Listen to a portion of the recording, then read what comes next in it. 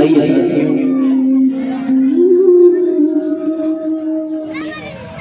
अब ये बताओ हमें जरा प्रज्ञा पुराण के बारे में किन किन लोगों ने सुना है? हाँ तो भाई जरा जिन लोगों ने सुना, बहुत कम लोगों ने सुना है, हाथ नीचे करिए। अब ईमानदारी से देख दूसरे का देख करके मन उठाइएगा, ईमानदारी से हाथ उठाना। किन किन लोगों ने नहीं सुना है अभी तक प्रज्ञा पुराण का नाम? 3-4 लोगों ने नहीं सुना। हाँ कोई बात नहीं, आज तो सुन लिया ना। आपको आज अच्छे से बताते हैं कि प्रज्ञा पुराण कथा क्या है। पुराण कथा ये बहुत ही मार्मिक विषय है। आज के समय में दुनिया में बहुत सारी समस्याएं हैं और उन सारी समस्याओं का यदि समाधान ढूंढना हो तो आपको बिल्कुल सटीक समाधान, कोई रहस्यमयी बातें नहीं, कोई घुमा करके की हुई बातें नहीं। एक होता है ना बिल्कुल सटीक उत्तर यदि कहीं मिल सकता है साथियों, तो वो आपको बिल्कुल सटीक उत्तर, आज की हर क्षेत्र की समस्या का समाधान आपको ठीक ठीक प्रज्ञा पुराण में मिल सकता है।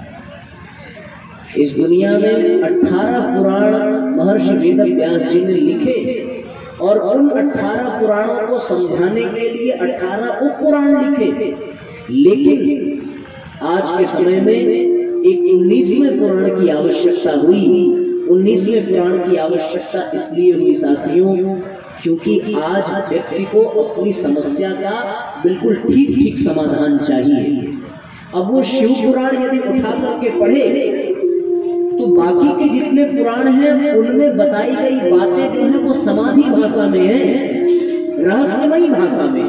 आपको वो तभी समझ में आएंगी जब कोई योग्य गुरु, कोई संत, कोई सुधारक उसकी व्याख्या करे, उसको समझाए, तभी वो समझ में आएगा। लेकिन प्रज्ञा पुराण इतना सरल है और परम पूज्य गुरुदेव ने इतना सुंदर इसे बनाया है कि कोई भी व्यक्ति अपने से पढ़ करके इसको समझ सकता है। आप शिव पुराण उठा करके पढ़ें। अब शिव पुराण में बताया गया है कि शिव जी भांग खाते हैं, चढ़ाते हैं। शिव जी को दारू चढ़ाई जाती है, नहीं धतूरा चढ़ाया जाता है, बेलपत्र चढ़ाया जाता है। तो वहां ये सारी बातें तो लिखी गई है, पर ये कोई योग्य गुरु ही समझा सकता है कि ये सारी चीजें क्यों चढ़ाई जाती हैं, इनके चढ़ाने के पीछे का उद्देश्य क्या है। अब जो अपने आप को शिव जी का भक्त समझते हैं वो साथियों भांग खा करके मस्त रहते हैं। क्यों? शिव पुराण की वजह से। क्यों ऐसा हुआ? इसमें शिव पुराण की कमी नहीं है, इसमें कमी है उसमें जो समाधि भाषा लिखी गई है, जो हर व्यक्ति समझ नहीं सकता। उसको समझाने के लिए किसी योग्य गुरु की आवश्यकता पड़ेगी, ठीक है ना। ऐसे दुनिया में बहुत सारे लोगों के मन में प्रश्न आते हैं। लोग अपने अपने विवेक के अनुसार अपनी अपनी बुद्धि को सिर्फ और सिर्फ पावन प्रज्ञा पुराण बताते हैं। वो प्रश्न आपके जीवन से संबंधित हो, वो प्रश्न आपके परिवार से संबंधित हो, वो प्रश्न आपके समाज से संबंधित हो, वो प्रश्न दुनिया में किसी भी क्षेत्र, किसी भी वर्ग, किसी भी संप्रदाय और किसी भी तरह के हो, उन सबका समाधान आपको प्रज्ञा पुराण में मिल सकता है। इसलिए साथियों प्रज्ञा पुराण की आवश्यकता पड़ी। एक और विशेष बात आप सबको बता दूं कि समय समय पर अलग अलग रोग के लिए अलग अलग दवा की जरूरत पड़ती है ना। बुखार के लिए अलग दवा चाहिए, शुगर के लिए अलग दवा चाहिए, ब्लड प्रेशर के लिए अलग दवा चाहिए। हर रोग में आप एक ही दवा नहीं दे सकते और समय समय पर रोग बदलते रहते हैं। आज आप लोग कालरा जैसा नाम कभी नहीं सुनते होंगे, प्लेग का नाम आप लोग आजकल नहीं सुन रहे होंगे, हैजा का नाम आप लोग नहीं सुन रहे होंगे, लेकिन कोरोना का नाम हम सब लोग सुन रहे हैं। और आज से 2 साल पहले कोरोना का नाम भी नहीं सुना था। तो जैसे जैसे दुनिया का समय बदल रहा है वैसे वैसे रोग भी बदल रहे हैं। अब जो ये 18 पुराण लिखे गए थे ना, ये 18 पुराण जो हैं ये तब के थे जब प्लेग और हैजा जैसे रोग हुआ करते थे। आजकल तो भैया कोरोना जैसा रोग हो रहा है, तो कोरोना वाले रोग में फिर कोविड के लिए अलग से व्यवस्था करनी पड़ेगी और उसके लिए अलग दवाई चाहिए, और फिर वो अलग दवाई जो है वो साथियों आज के रोगों के हिसाब से ये प्रज्ञा पुराण है। क्योंकि उस समय के रोग दूसरे थे, उस समय की समस्या दूसरी थी, आज समस्या दूसरी है। उस समय समस्या साथियों ये थी कि व्यक्ति कुछ ही खराब हुआ करते थे, आज समस्या है कि हर व्यक्ति गड़बड़ चल रहा है, सबका सिस्टम बिगड़ा हुआ है, यहाँ से हर आदमी का सिस्टम बिगड़ा हुआ है। आप किसी भी आदमी को अकेले में बैठ करके देखें कि वो एकांत में अकेले में बैठा हो तो उसके चेहरे पर हमेशा 12 ही बजा रहेगा, उसकी स्थिति ऐसी है। और झटके में आपने पूछ दिया और भैया क्या बात है, तो उससे भी बोलेगा दिमाग मत खराब करो यार, हमारा मूड नहीं सही है। आजकल आदमी का मूड नहीं सही रहता, आजकल आदमी का दिमाग नहीं सही रहता। समस्या बदल गई है ना, समाधान भी बदलना पड़ेगा। पहले समस्या कुछ और हुआ करती थी। अच्छा, पहले एक समस्या जो थी वो अलग अलग लोगों में हुआ करती थी। पहले जो देवता थे वो स्वर्ग लोक में रहते थे और जो राक्षस होते थे वो पाताल लोक में रहते थे। सतयुग की बात बता रहा हूँ, आप लोग तो सतयुग के नहीं होंगे, लेकिन हम लोगों ने सतयुग देखा है। इसलिए साथियों, सतयुग की बात मैं बताऊं तो उस समय देवता और दानव अलग अलग लोक में रहा करते थे, तो समस्या अलग थी। कभी कभार का झगड़ा हुआ करता था, कभी कभार भेंट हुआ करती थी। कोई स्वर्ग से देवता धरती पे उतर के आवे, कोई पाताल से राक्षस धरती पे आवे, तो कभी कभार भेंट हो जाती थी और फिर लड़ाई वगैरह हो जाती थी। तो बात वो कभी कभार वाली थी। लेकिन सतयुग के बाद त्रेता युग आया, तो त्रेता युग में साथियों देवता और दानव जो अलग अलग लोक में रहते थे वो सब एक ही लोक में रहने लगे, पृथ्वी लोक में। लेकिन अभी भी गलीमत ये थी कि वो अलग अलग देश में रहते थे। आपने देखा देवता अयोध्या में रहते थे त्रेता युग में, और दानव कहाँ रहते थे? लंका में रहते थे। लोक बदल गया लेकिन देश भी अलग अलग था, तो भी थोड़ी गलीमत थी, क्योंकि रोज रोज लड़ाई की नौबत नहीं आती थी। जब अयोध्या और लंका का मिलन होता तभी लड़ाई होती थी, इसलिए वहां भी समस्या तब भी ठीक थी। समय बदला, सतयुग के बाद त्रेता युग आया, त्रेता युग के बाद द्वापर युग आया। तो सतयुग में जो देव दानव अलग अलग लोक में रहते थे, त्रेता युग में जो देव दानव अलग अलग देश में रहते थे, साथियों द्वापर युग में देव और दानव एक ही देश में एक ही परिवार में रहने लगे। आप उठा करके देखो महाभारत की कथा, एक ही खानदान है, एक ही परिवार है, एक ही देश है, उसी में देवता भी है 5 पांडव के रूप में, उसी में दानव भी है 100 कौरव के रूप में। अब जब दोनों एक ही साथ रहेंगे तो बताओ कभी फटेगा क्या, कभी जमेगा क्या? फिर हमेशा से युद्ध ही होगा। इसलिए समस्या गंभीर होती चली गई। और साथियों हद तो तब हो गई जब ये स्थिति बदल गई, और बदल ऐसे गई कि वो सारे के सारे लोग कलयुग में आए। तो सतयुग में अलग अलग लोक था, त्रेता युग में अलग अलग देश था, और साथियों द्वापर युग में अलग अलग परिवार था। लेकिन आज कलयुग में न देश अलग है, न लोक अलग है, न परिवार अलग है। आज देव और दानव एक ही शरीर में, एक ही मस्तिष्क में चिंतन के रूप में विद्यमान है। आज देवताओं को खोजने के लिए कहीं जाना नहीं, वो आपके मस्तिष्क में ही है। आज दानवों को खोजने के लिए कहीं जाना नहीं, वो भी आपके मस्तिष्क में ही है। और एक बड़ा प्यारा गीत भी आया था, हमारे संगीत के भाई लोग जानते भी होंगे कि हर घर में एक रावण बैठा, इतने राम कहाँ से लाऊं? तो कहाँ जाऊं?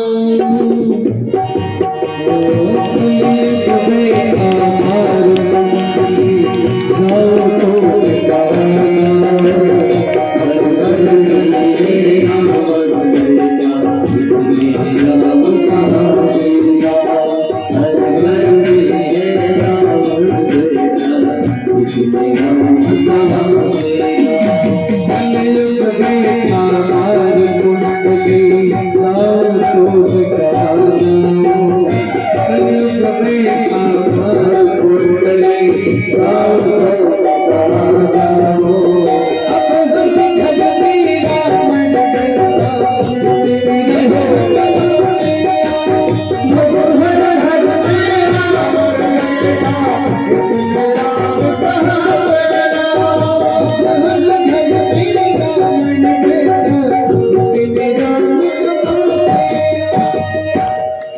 भैया आज की समस्या क्या है कि आज एक ही मस्तिष्क में कहते हैं शास्त्रों में कि दाहिनी तरफ देवता है और बाईं तरफ क्या हो गए, दानव हो गए। जिधर का पक्ष भारी हो जाता है व्यक्ति के भीतर उस तरह के गुण बढ़ जाते हैं, और जिधर का पक्ष कमजोर पड़ जाता है उस तरह के गुण कमजोर पड़ जाते हैं। देवताओं का गुण बढ़े तो व्यक्ति देवता बन जाता है, असुरों का गुण बढ़े तो व्यक्ति असुर बन जाता है। तो इसलिए साथियों, जब वो समस्या थी तो अन्य 18 पुराण सामने रहते थे और उनसे समाधान हो जाता था।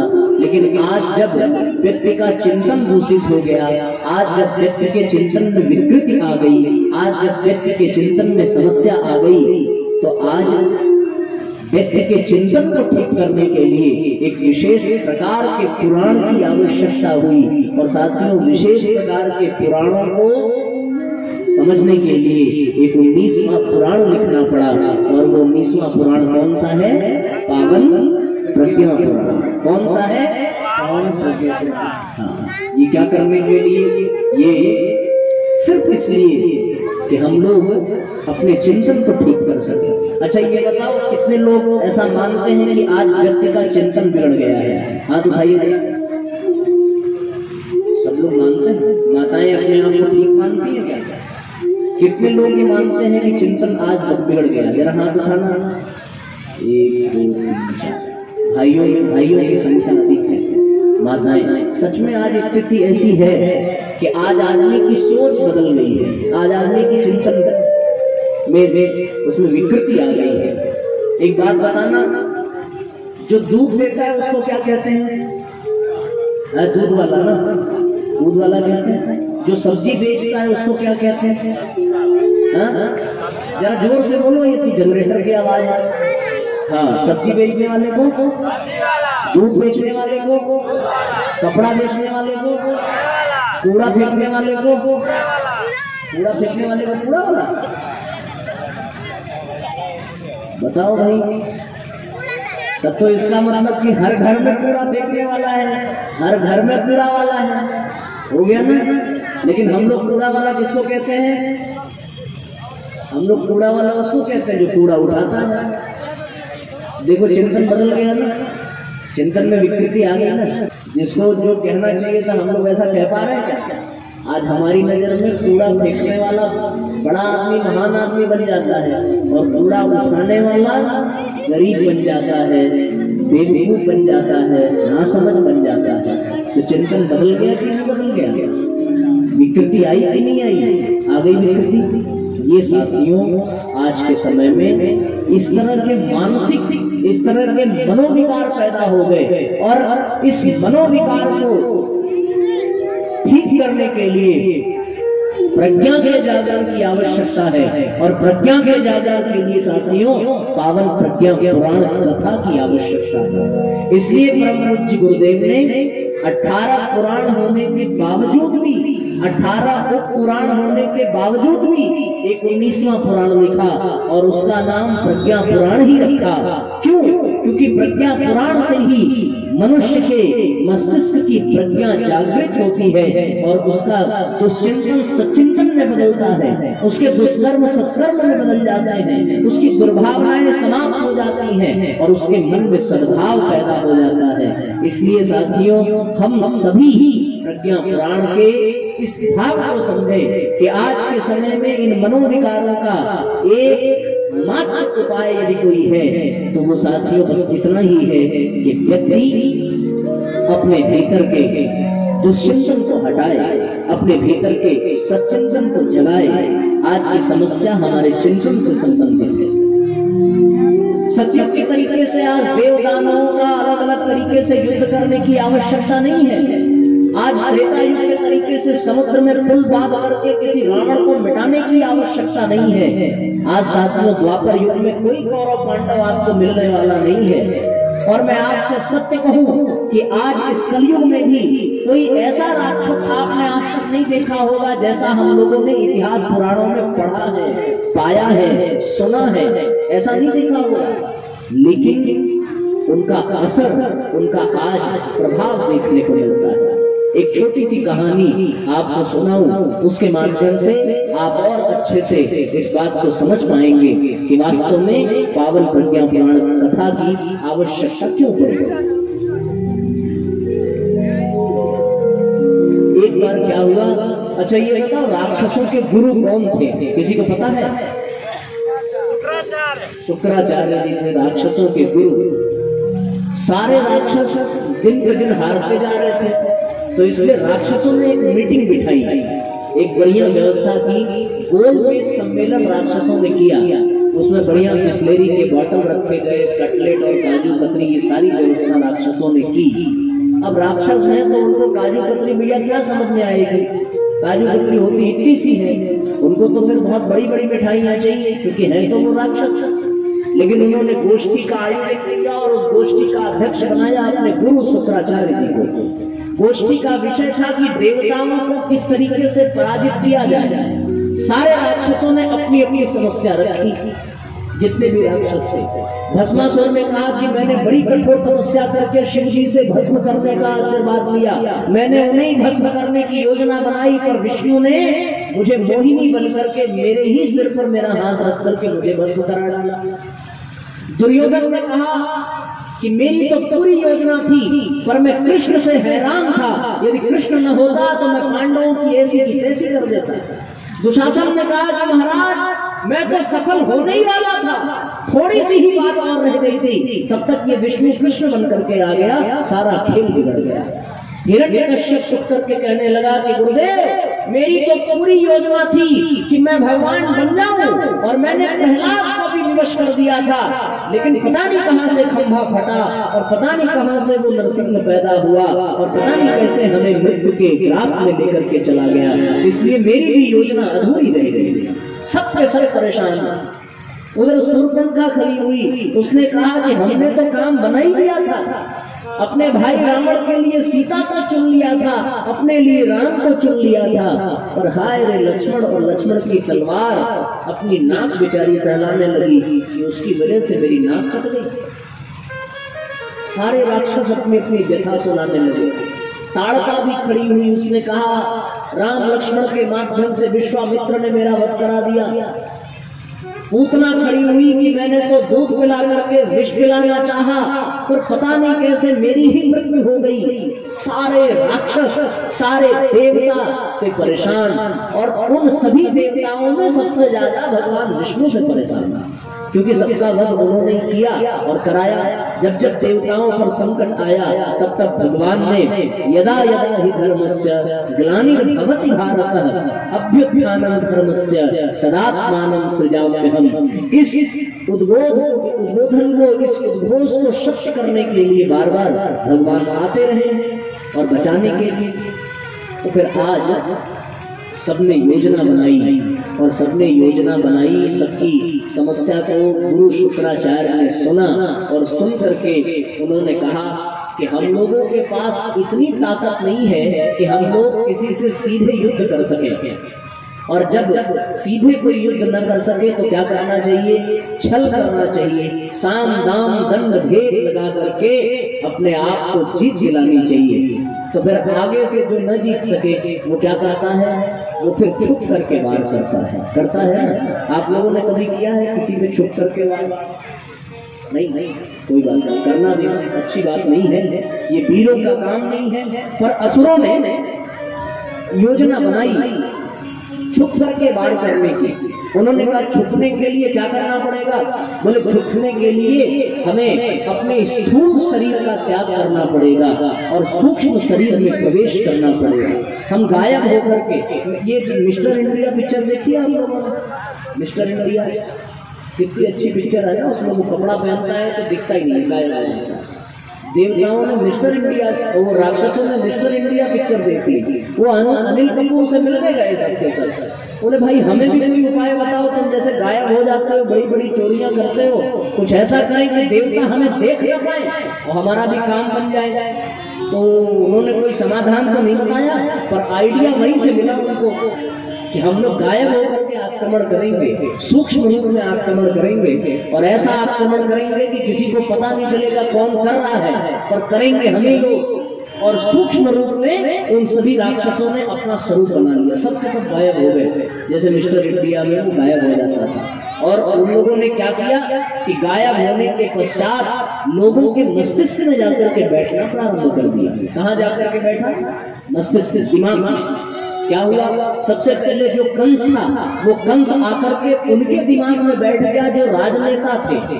राजनेताओं के दिमाग में कंस ने बैठ करके भ्रष्टाचार फैलाया। जो पंडित थे, जो ब्राह्मण थे, उनके दिमाग में रावण जाकर के बैठ गया और छल, प्रपंच, अहंकार, पांडित्य के कारण उसने जो है वो सबके सब पंडितों की बुद्धि को भ्रमित कर दिया।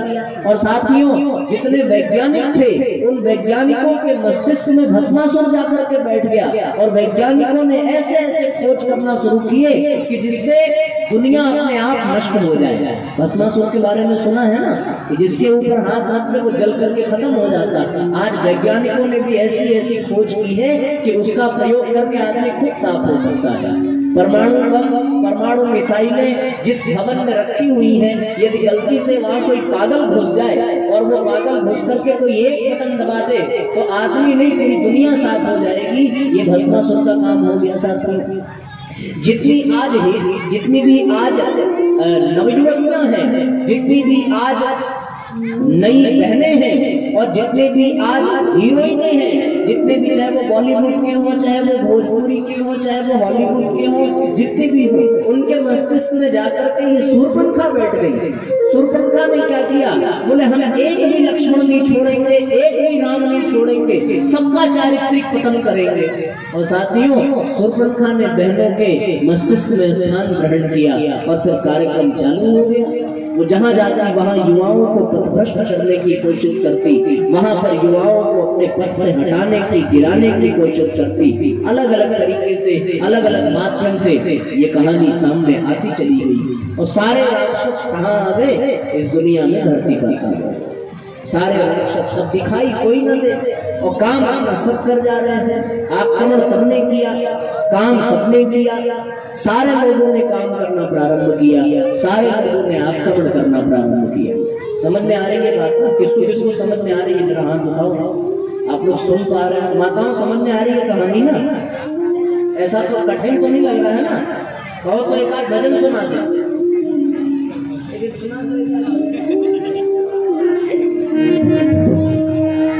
एक साथ ताली बजाओ, जब कहानी आगे बढ़ाते बुरी गायत्री माता की। चलिए भाव से गुनगुनाएंगे। चली जा रही है उम्र धीरे धीरे, चली जा रही है उम्र धीरे धीरे। आप लोग भी हमारे साथ साथ सभी लोग आएंगे। चली जा रही है उम्र धीरे धीरे, चली जा रही है उम्र धीरे धीरे। सुबह सामने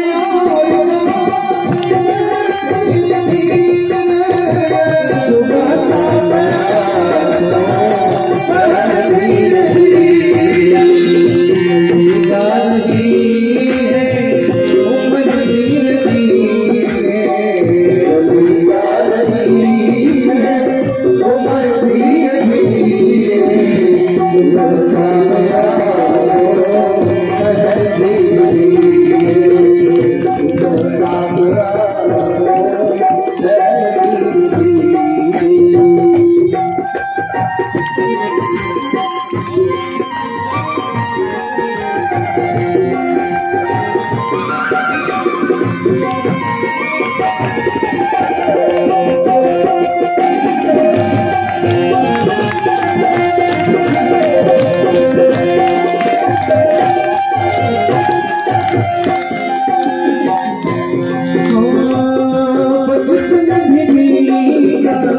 जवानी बीती, बचपन भी बीता, जवानी बीती,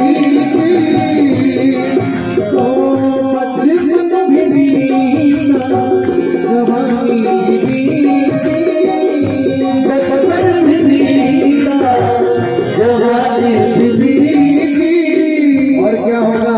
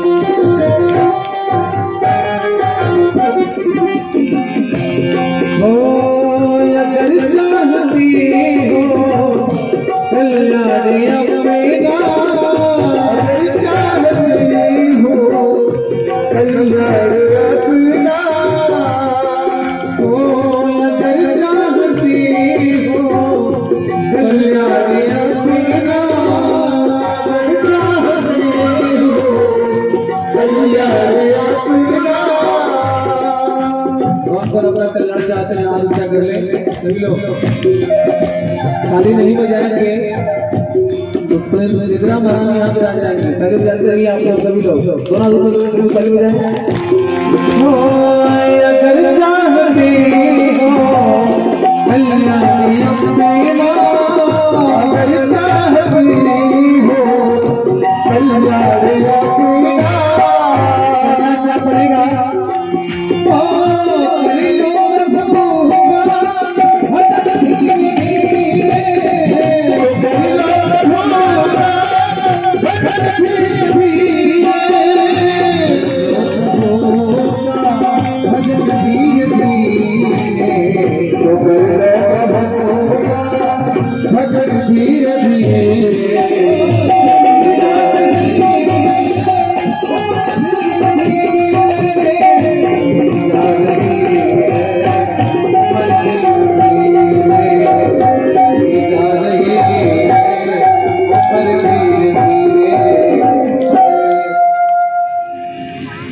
भगवान की।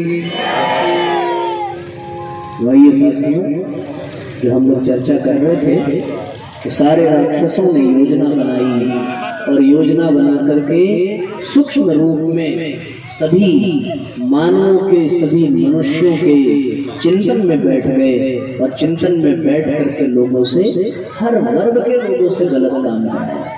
नव युवतियों के मन में शूर्पणखा बैठे, राजनेताओं के मन में कंस बैठा, ब्राह्मणों के पंडितों के मन में रावण बैठा, वैज्ञानिकों के मन में भस्मासुर बैठा, जितने व्यापारी थे उनके मन में हिरण्याक्ष हिरण्यकश्यप बैठा। सारे लोग आसुरी प्रवृत्तियों के शिकार होते चले गए। ये आसुरी प्रवृत्तियां ही तो हमें असुर बनाती हैं। इसलिए साथियों हमें इन आसुरी प्रवृत्तियों से बचना था। आज आप कहीं प्रत्यक्ष राक्षस नहीं देखेंगे, कोई ऐसा व्यक्ति आपको नहीं दिखेगा जिसके मुंह से खून गिर रहा हो, जिसके बड़े बड़े नाखून हो, जिसकी आंखें बिल्कुल लाल हो, जिसके काले और भयानक बाल हो, जो मांस खाता हुआ राक्षसों जैसा जीवन जी रहा हो। ऐसा आपने देखा है किसी को? टीवी में ही बस देखने को मिलता है ना? यहाँ तो देखने को मिलता नहीं। लेकिन ऐसा काम तो हम लोग करते हैं। राक्षस मांस मछली खाते हैं, हम लोग भी खाते हैं। वो राक्षसी जो होती है उनकी नाखून, कल हम लोग आ रहे थे ट्रेन में, अरे बाप रे बाप, इतना खतरनाक भैया से पूछो। एक बहन बैठी थी, क्या नाखून था उसका, मतलब वो गलती से भी हाय हेलो कर दे तो 3-4 निशान पड़ जाए। ऐसा नाखून तो किसका, राक्षसियों का ही होता है ना? और फिर प्रयोग लेकर हुआ तो फिर उस विषय में जाना नहीं है, पर होते तो ऐसे ही है। ऐसे थोड़ा उसको आज मॉडिफाई कर दिया तो बंटन करके लोग ऐसा कर रहे हैं, तो आज इसका प्रचलन भी है। पर राक्षस और राक्षसी साथियों ऐसे ही होते हैं। वो प्रत्यक्ष आज देखने को नहीं मिलेंगे, लेकिन आज इंसान के चिंतन में बैठ करके इंसान से ऐसे कर्म कराते हैं कि इंसान को राक्षसों से भी गया गुजरा माना गया है। आप बताओ, दहेज के लालच में नई नवेली दुल्हन को आग लगा करके जला देना, ये किसी इंसान का काम हो सकता है क्या? ये तो राक्षस का ही काम हो सकता है।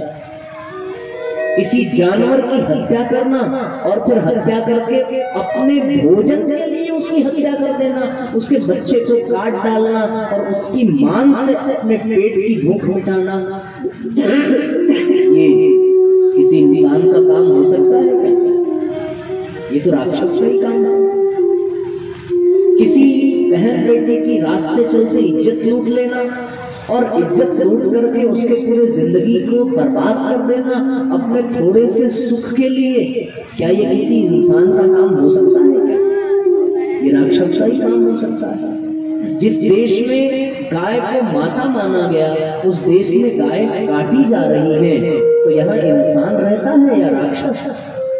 जिस देश में देवियों की पूजा की जाती है, वहाँ देवियों की इज्जत लूटी जाए, तो ये इंसान करेगा या राक्षस?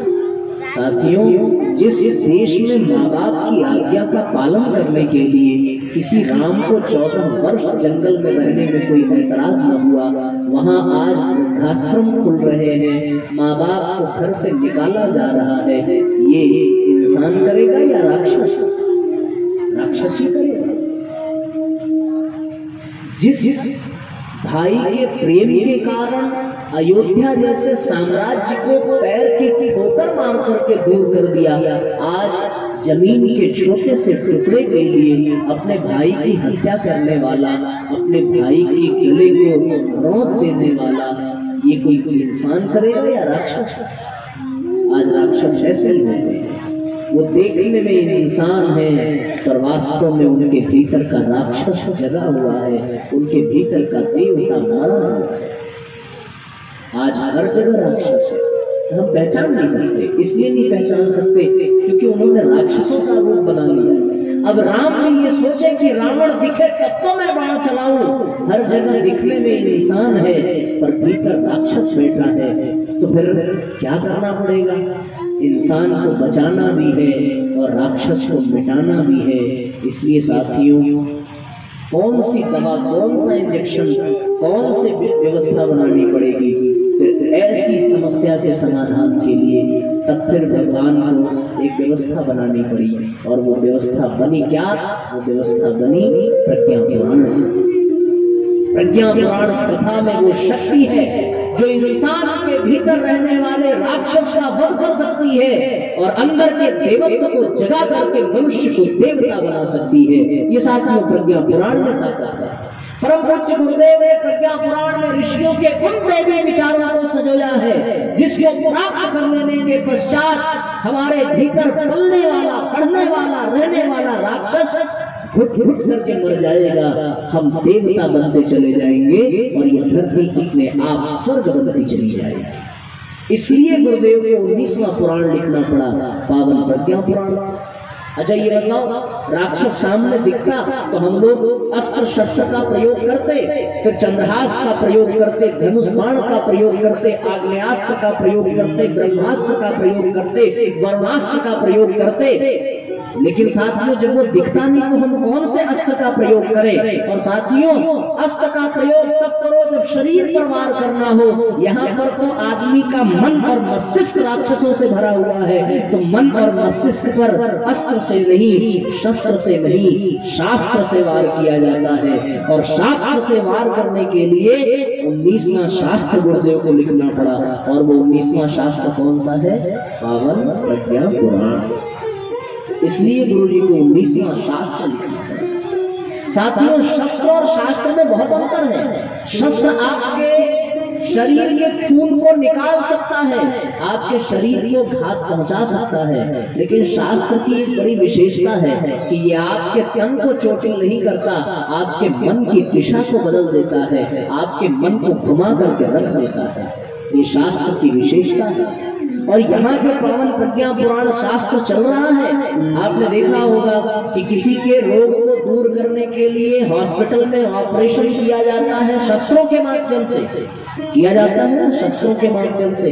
कैंची होगी, छुरा होगा, पेट काटना पड़ता है और फिर उसमें से जो दिक्कत है वो निकालना पड़ता है, डॉक्टर सब लगे रहते हैं। उसी तरीके से साथियों यहाँ वहाँ अस्पताल है, यहाँ पंडाल है, वहाँ शस्त्र है, यहाँ शास्त्र है, ऑपरेशन वहाँ भी है, ऑपरेशन यहाँ भी है, वहाँ तन का इलाज है, यहाँ मन का इलाज है, वहाँ बेहोशी का इंजेक्शन दिया जाता है, यहाँ भजन का इंजेक्शन दिया जाता है, वहाँ भी बेहोश करते हैं ताकि आप हिलो डुलो ना और ऑपरेशन अच्छे से हो सके। यहाँ भी भैया लोग भजन सुनाते हैं ताकि आप हिलो डुलो ना, अच्छे से ऑपरेशन हो सके और पूरी प्रज्ञा पुराण कथा सुन करके अपने मन के रोगों को दूर करा सको। इसलिए भैया शास्त्र के रूप में पावन प्रज्ञा पुराण परम पूज्य गुरुदेव ने लिख दिया। और इससे क्या होगा? मनुष्य में देवत्व का उदय होगा, धरती पे स्वर्ग का अवतरण होगा, भीतर के राक्षस मरेंगे, भीतर के शैतान समाप्त होंगे। इसलिए पावन प्रज्ञा पुराण कथा परम पूज्य गुरुदेव ने बनाई। एक ही उद्देश्य गुरुदेव का और उस सपने को साकार करने के लिए ये कथा। मनुज देवता बने बने यह धरती स्वर्ग समान, यही संकल्प हमारा।